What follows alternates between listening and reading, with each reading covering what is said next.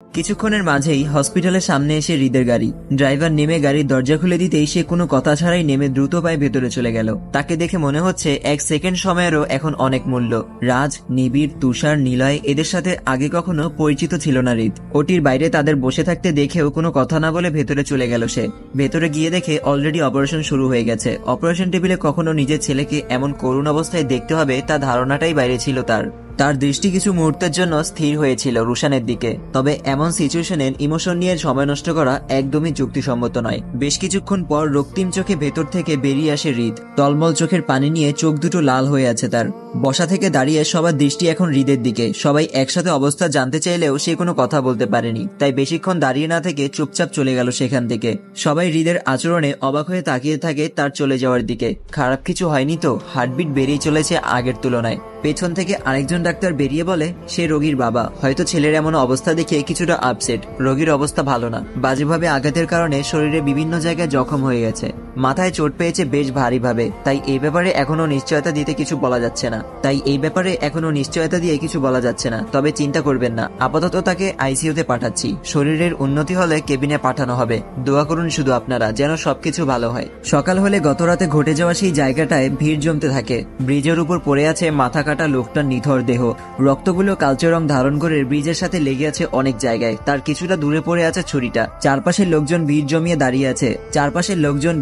দাঁড়িয়ে দেখছে তা। কয়েকজন থানায় ফোন দিয়ে বিষয়টা জানায় তাদের। হয়তো কিছুক্ষণের মাঝেই পুলিশ এসে তারপর তদন্ত শুরু করে দিবে। তাই ছুরি, রক্ত, লাশ কোনো কিছু ধারেও কাছেও যাচ্ছে না কেউ। কিছুক্ষণের মাঝে পুলিশের গাড়ি এসে দাঁড়ালো সেখানে। লাশের কয়েকটা ছবি তুলে চারপাশটা দেখতে লাগলো তারা। আর কেউ ওখানকার মানুষদের জিজ্ঞাসাবাদ করছে। একজন পুরো বিষয়টা সাক্ষ্য দিলে যে সকালে এই পথ দিয়ে যাওয়ার সময় এই অবস্থা দেখতে পায় সে। এরপর কয়েকজনকে ডেকে আনলো। তারপর ধীরে ধীরে লোকজন বাড়তে লাগলো সেখানে সবকিছু শেষ হলে লাশটা প্যাকেটিং করে গাড়িতে তুলে নেওয়া হয়। মাথাটা খুঁজে পায়নি কেউ, হয়তো পানির সাথে ভেসে চলে গেছে কোথাও। তাই এটা কার লাশ তা এখনো অনুমান করতে পারেনি কেউ। সেখানে থাকা ছুরিটাও প্যাকেট করে নিয়ে গেল। এরপর লোকজন কমতে লাগলো সেখানে।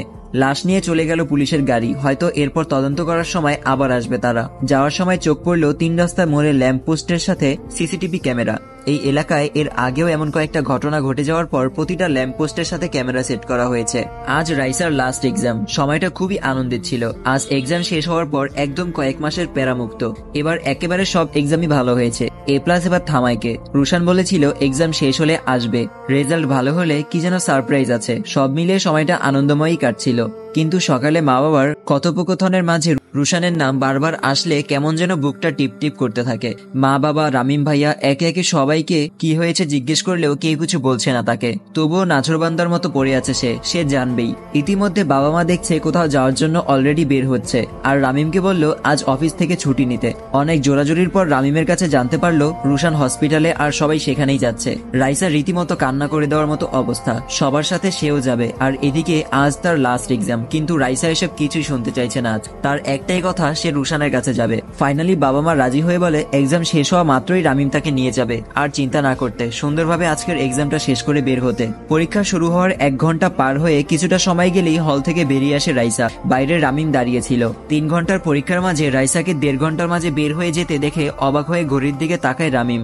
এখনো 1.5 ঘন্টা বাকি। তার চেয়ে বড় কথা হলো এটা বোর্ড এক্সাম। একটা বিষয় এদিক ওদিক হলেই 1 বছরের জন্য পিছিয়ে যেতে হবে। সেখানে আজ পাশ করবে কিনা সেটা না ভেবেই খাতা জমা দিয়ে বেরিয়ে গেল হল থেকে। তার মন পড়ে আছে আজ অন্য জায়গায়। রামিম এই নিয়ে রাইসাকে কয়েকটা কথা শোনালে রাইসা আজ ভাইয়ের দিকে চেয়ে তেজস্বী গলায় বলে লাগবে না পাশ করা, লাগবে না ভালো রেজাল্ট, কার খুশির জন্য এত কিছু করব? সে নিজেই তো এখন মৃত্যুর সাথে লড়ছে। সে না থাকলে আমি এসব পাস রেজাল্ট দিয়ে কি করব? রামিম হা করে চেয়ে থাকলে মুহূর্তেই রাইসা তার তেজস্বী গলাকে করুণ করে বলে সরি ভাইয়া, প্লিজ আমাকে তাড়াতাড়ি নিয়ে চলো, কিছু ভালো লাগছে না আমার। আইসিইউতে রাখার ফলে রুশানের সাথে কেউই দেখা করতে পারেনি, দূর থেকে দেখছে শুধু। রুশানের বাবা হৃদের সাথে রাজ ও বাকিদের কথা হয়েছে সকালে। তিনি খুব আপসেট। দেখে মনে হচ্ছে এই অল্প সময় তাকে তীব্র কষ্ট গ্রাস করে নিচ্ছে। একটা মেয়েকে নিশ্চুপ হয়ে কাঁদতে দেখে প্রশ্ন করে মেয়েটাকে। কেউ একজন বলে ওঠে রুশানের হবু বউ, যার সাথে বিয়ে ঠিক হয়ে আছে। গ্লাসের সামনে বসে বাচ্চাদের মতো কাঁদছে সে। কেউ একজন এসে তাকে ধরে তার পাশে নিয়ে বসালো। কোনো দিকে খবর নেই রাইসার, তার মন এখন এক জায়গাতেই আবদ্ধ হয়ে আছে। একসময় রুশানকে দেখলেই তার বিরক্ত লাগতো। যখন সে স্কুলে পড়তো, কোনো ছেলের সাথে মিশলে বা আড্ডা দিলে রুশান তাকে কড়াভাবে বোঝাতো যেন এসব না করে। এরপরও মিশলে টাস টাস চর বসিয়ে দিত। রাইসার তখন বিরক্ত লাগতো এটা ভেবে যে আমি কি করব না করব সেটা ওর প্রবলেম কি, সে কেন আমায় মারবে, আমায় শাসন করবে। সেই সময়গুলোতে রুশানকে প্রচুর বিরক্তিকর মনে হতো। এরপর আবার রাগ ভাঙাতে কখনো চকলেট, কখনো রাইসার পছন্দের কিছু নিয়ে সে বুঝাতো সব। আগের সময়গুলো এভাবেই কাটতো। তারপর ধীরে ধীরে বুঝতে শিখেছে। বড় হওয়ার পর রুশান কখনো আর চড়থাপ্পড় দেয়নি, কারণ রাইসার এখন রাগ অভিমান বোঝার বয়স হয়েছে। এখন মুখের কথাই মারের চেয়ে বেশি আঘাত করবে তাকে। এভাবেই অল্প অল্প করে আজ এই জায়গায় দুজন। বিরক্তিকর মানুষটাকে আজ বড্ড বেশি ভালোবেসে ফেলেছে সে। বিরক্তিকর মানুষটার জন্য কলিজা ছিঁড়াপ অনুভূতি বয়ে যাচ্ছে। মনে মনে কিছু কথা এমন হচ্ছে যে আমি আর কখনো আপনার প্রতি বিরক্ত হব না, আপনার সব কথা শুনবো, যখন যা বলবেন তাই করব। তবুও দূরে কোথাও সরে যাবেন না প্লিজ। ছোটবেলা থেকে এত জ্বালিয়ে এখন অনুভূতি বুঝতে শেখার পর দূরে চলে গেলে আমি সত্যিই পাগল হয়ে যাব। কখনো আমার চোখের পানি দেখলে তো আপনার আঙুলের আলতো ছোঁয়ায় তা মুছে দিতেন। আজও আমার চোখ ভিজে উঠেছে, অন্তত একবার তাকান না প্লিজ। দেখেন আমি আজ খুব বেশি কাঁদছি, মুছে দিবেন না এই অশ্রু? আমার দু চোখ যে পলকহীন ভাবে চেয়ে আছে আপনার স্থির হয়ে থাকা হাতের আঙুলগুলোর দিকে। আগের মতো করে আজও আলতো করে অশ্রুকণা মুছে দিবে এই আশায়। গতকাল রাতে একটা গাড়ি এসে থেমেছিল 3 রাস্তার মোড়ে। সেখান থেকে রুশানকে বের করে সিএনজিতে তুলে ওই রাস্তাটায় নিয়ে যাওয়া হয়েছে। একটা ছেলেও পেছন পেছন গেল। আধ ঘন্টা পর আবার ওই রাস্তা থেকে ওই ছেলেটা বেরিয়ে মেইন রোডে আসে রুশানকে কাঁধে নিয়ে। ওই জায়গায় একটা লাশ ফেলে আবার রুশানকে নিয়ে মেইন রোডে আসলো ছেলেটা। তারপর জামা খুলে গাড়ি দাঁড় করানোর চেষ্টা করছে। ভিডিওটা দেখে তারা বুঝে উঠতে পারছে না ছেলেটা কি রুশানের এমন অবস্থা করেছে নাকি রুশানকে বাঁচাতে চাইছে। তাহলে সেই জায়গায় খুনটা করেছিল কে? এমন নয় তো ছেলেটা রুশানকেও মারতে চেয়েছে, ওই লোককেও মেরেছে। পাশের হসপিটাল থেকে ছেলেটার কিছু তথ্য সংগ্রহ করতে পেরেছে। ছেলেটার নাম নিবিড়। ছুরিতে এই ছেলেটার ফিঙ্গারপ্রিন্টও পাওয়া গেছে, যেটা দেখে পরিষ্কার বুঝতে পারছে যে মার্ডারটা এই ছেলেটাই করেছে। তাহলে আবার রুশানকে নিয়ে মেইন রোডে আসলো কেন? যার কারণে বিষয়টা ধোঁয়াশা মনে হচ্ছে। আপাতত ছেলেটাকে অ্যারেস্ট করার প্রস্তুতি চলছে, এরপর বাকি বিষয়টা জানা যাবে। রুশানের নিরাপত্তার জন্য হসপিটালে 4-5টা পুলিশ ঘিরে রেখে সিকিউরিটি দিচ্ছে। সাথে বড় বড় অফিসারও রুশানকে দেখতে এসেছে। সেই সাথে নিবিড়কেও খুঁজছে পুলিশ। বিষয়টা চুপচাপ মাথার মাঝে সাজিয়ে নিয়ে সুযোগ বুঝে নিবিড়কে বাইরে পাঠিয়ে দেয় সে। অন্যদিকে সব ঠিকঠাক করে রেখেছিল। নিবিড় চারপাশে পুলিশ দেখে মাস্কটা ঠিক করে হসপিটালের গেট পেরিয়ে বাইরে আসে। রাজের কথা মতো কিছুটা দূরে হেঁটে গিয়ে একটা গাছের সামনে দাঁড়ায় সে। রাজ বলেছিল সেখানে কেউ একজন আসবে তার সাথে দেখা করতে, কিন্তু কেউ এখনো নেই সেখানে। হুট করে একটা গাড়ি এসে দাঁড়ায় তার সামনে। কিছু বুঝে ওঠার আগেই নিবিড়কে তুলে নিয়ে চলে যায় সেখান থেকে। নিবিড় কিছু বুঝতে পারলো না তার সাথে কি হচ্ছে। শুধু একজন তাকে অভয় দিয়ে বলে, ভয় পাবেন না, যা হচ্ছে আপনার ভালোর জন্যই হচ্ছে। প্রায় ঘন্টাখানেক পর একটা বড় বাড়ির সামনে এনে গাড়ি থেকে নামায় নিবিড়কে। নিবিড় অবাক ভঙ্গিতে একবার বাড়িটার উপর চোখ বুলিয়ে নিল। তারপর সন্দেহজনক ভাবে সেখানে থাকা লোকগুলোর দিকে তাকায়। বুকটা টিপ টিপ করছে তার। এরা কি সেই লোক যারা রুশানকে মারতে চেয়েছিল? রুশানের মতো আমাকেও মেরে ফেলার জন্য নিয়ে আসেনি তো এখানে? এমন নানা চিন্তা মাথার মাঝে ঘুরপাক খাচ্ছে। একজন হাত দিয়ে সামনের দিকে ইশারা করে বাড়ির ভেতরে ঢুকতে বলল নিবিড়কে। নিবিড় নার্ভাস অবস্থায় এখনো দাঁড়িয়ে আছে এক জায়গায়। ভেতরে যাওয়ার সাহসও পাচ্ছে না, আর দৌড় দিয়ে পালিয়ে যাওয়ারও সাহস পাচ্ছে না। ভাবতে ভাবতে খেয়াল করে বাড়ির ভেতর থেকে একজন ভদ্রলোক বেরিয়ে এসে নিবিড়ের সামনে দাঁড়ালো। তার দিকে হাত বাড়িয়ে মুখে হালকা হাসির আভাস রেখে বলে, হাই, আমি ইকবাল সানি। নিবিড় লোকটার দিকে ভালো করে তাকিয়ে ধীরে ধীরে হাত বাড়িয়ে সেও হাত মিলালো। তারপর কিছুটা নার্ভাস গলায় বলে, আমাকে এখানে নিয়ে আসা হয়েছে কেন? ইকবাল সানি পকেটে 2 হাত গুজে নিবিড়ের দিকে চেয়ে বলে, আপনার নিরাপত্তার জন্য মিস্টার রাজ চৌধুরীর কথায় আপনাকে নিয়ে আসা হয়েছে এখানে। পরিস্থিতি স্বাভাবিক না হওয়া পর্যন্ত এখানে গা ঢাকা দিয়ে থাকুন, সব ধরনের নিরাপত্তা দেওয়া হবে আপনাকে। নিবিড় একটু ভ্রু কুঁচকে বলে, রাজ চৌধুরীকে? আর আমাকে নিয়ে সে এত ভাবছে কেন? ইকবাল সানি একটু মুচকি হেসে বলে, আপনার নামে কিডন্যাপিং ও মার্ডার কেস দুটোই হয়েছে শুনে ভেবেছিলাম মোটামুটি বুদ্ধিসম্পন্ন হবেন আপনি। এখন দেখি সম্পূর্ণই তার বিপরীত। নিবিড় এখনো কিছু বুঝে উঠতে পারেনি। দুই দিকে একটু হাত মেলে বলে, আপনার কথা আমি কিছুই বুঝতে পারছি না। ইকবাল সানি এবার হাসি দমিয়ে রাখার মতো করে বলে, সময় হলেই বুঝতে পারবেন, আপাতত ভেতরে আসুন। মিস্টার রাজ আসার পর বাকিটা বুঝে নিবেন। আর কিছু না বলে ভাবতে ভাবতে ইকবাল সানির সাথে ভেতরে চলে গেল নিবিড়। নিবিড়ের মাথায় ধরছে না এই রাজ চৌধুরীটা আবার কে? তার বন্ধু রাজ নয় তো? ধ্যাত, সে কিভাবে হবে? এসব কিছু তো রাজের সাথে কিছুই মিলে না। তাহলে কোন রাজ আমাকে এত নিরাপত্তা দিচ্ছে? ওদিকে রাজ তুষারকে পাঠালো নীরাদের বাসায়, যেখানে নিবিড় ও নীরা নতুন উঠেছিল। তুষারও চলে গেল সেখানে।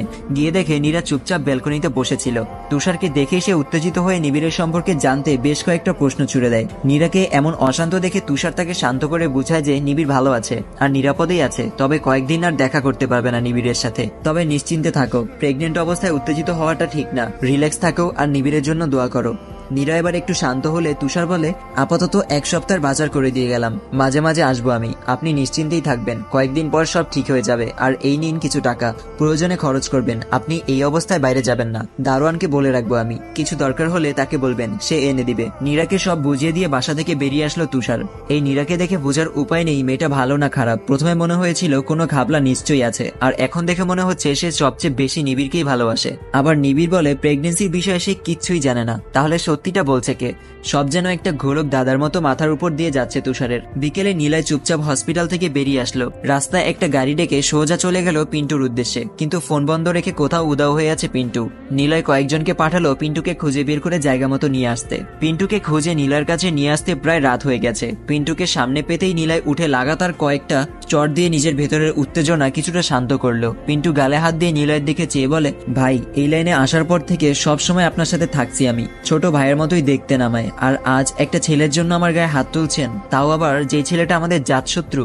নীলয় আবার পিন্টুর দিকে অগ্নি চোখে চেয়ে বলে, তোকে বারণ করার সত্ত্বেও কেন তুই আমার কথার আগে পা বাড়ালি? কেন, চাইলে কি আমি রুশানকে হারিয়ে ফেলতে পারতাম না?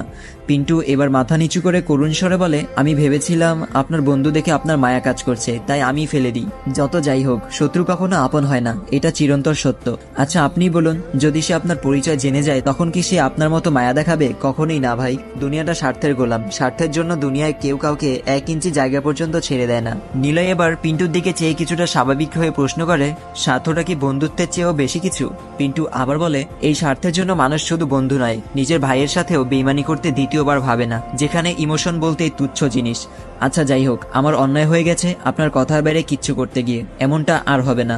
নীলয় এবার পিন্টুর কাছে ডেকে পিন্টুর মাথাটা নিজের বুকের সাথে কিছুক্ষণ চেপে ধরে বলে, ব্যথা পেয়েছিস বেশি?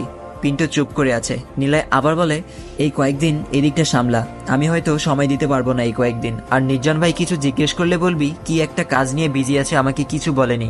বলে সেখান থেকে বেরিয়ে যায় নীলয়। পিন্টুর বলা কথাগুলো বারবার মাথার মাঝে ঘুরপাক খাচ্ছে। আসলে কি স্বার্থটা বন্ধুত্ব বা রক্তের সম্পর্কের চেয়ে বেশি, নাকি মানুষই এটাকে বেইমানি নামের একটা নীতি বানিয়ে ফেলেছে? ওই দিনটা কেটে গেল। হাজারো চিন্তা মাথায় নিয়ে ওই বাসায় আজ সহ 2 দিন পার করলো নিবিড়। তুষার একটা জরুরি খবর জানাতে নিবিড়ের খোঁজ করলে রাজ একটা ঠিকানা দিয়ে বলে সাবধানে যাবে, আর কেউ যেন ওই ঠিকানার ব্যাপারে কিচ্ছু না জানে। কফির মাগে চুমুক দিচ্ছে নিবিড়। এমন সময় তুষারকে দেখে অনেকটাই অবাক ভঙ্গিতে তাকালো সে। তুষার নিবিড়ের পাশে এসেই বলে, এদিকে তুই দেখি রাজার হালে আছিস। নিবিড় বলে, আমি নিজেও বুঝতে পারছি না আমার সাথে কি হচ্ছে, কিন্তু তুই ঠিকানা পেলি কোথায়? তুষার কথাটার উত্তর না দিয়ে অন্য ধ্যানে বাসার চারদিকটা ঘুরে দেখে। তুষার কথাটার উত্তর না দিয়ে অন্য ধ্যানে বাসার চারদিকে চোখ ঘুরিয়ে একবার দেখে বলে, বাপ রে বাপ, এই জায়গায় কিভাবে আসলি তুই? বাইরে দেখলাম কম করে 20 থেকে 25টা গার্ড বাড়ির চারপাশে, আমার মাথায় তো কিছুই ঢুকছে না। এমন একটা বাড়ির স্বপ্ন আমার ছোট্টবেলা থেকে। নিবিড় এবার বলে, কফি খাবি? তুষার বলে, এখানে টাকা দিতে হবে? নিবিড় বলে, না না, ওদেরকে যখন যা বলি তাই এনে দেয়। তুষার আবারও অবাক হলো, নিবিড়কে এত খাতির কে করছে, এটাই তার মাথায় ঢুকছে না। যাই হোক, এখন ক্ষুধাও লেগেছে অনেক, তাই নিবিড়কে বলে, তাহলে এক কাজ কর, ফ্রিতে হলে এখানে যা যা খাবার আছে সব নিয়ে আসতে বল। খাওয়া দাওয়া শেষে তুষার আরাম করে বসে বলে, একটা জরুরি খবর জানাতে তোর কাছে আসলাম। নিবিড় তার দিকে চেয়ে বলে, পজিটিভ কিছু বল, এমনিতে অনেক টেনশনে আছি। তুষার কিছুক্ষণ চুপ থেকে বলে, এই সময় পজিটিভ খুঁজতে যাস না, নেগেটিভ হলেও সত্য যে নীলার বিয়ের কথাবার্তা চলছে। নিবিড় বিদ্যুতের মতো চমকে উঠে বলে, মানে কি, মজা করছিস তুই? তুষার আবার বলে, তোর কি মনে হয় এমন একটা সময় আমি মজা করব? একে তো তুই নীরাকে নিয়ে এমন একটা প্রেগনেন্সি ঝামেলায় পড়ে গেলি, তার উপর এখন মার্ডার করে পুলিশের ঝামেলায় জড়ালি। নীলাও ভালো নেই, তাই এবার প্রস্তাব আসাতেই রাজি হয়ে যায় নীলার বাবা। বিয়ের পর যদি একটু নিজেকে বোঝাতে পারে এই ভেবে। নিবিড়ের বুকটা কাঁপতে শুরু করলো।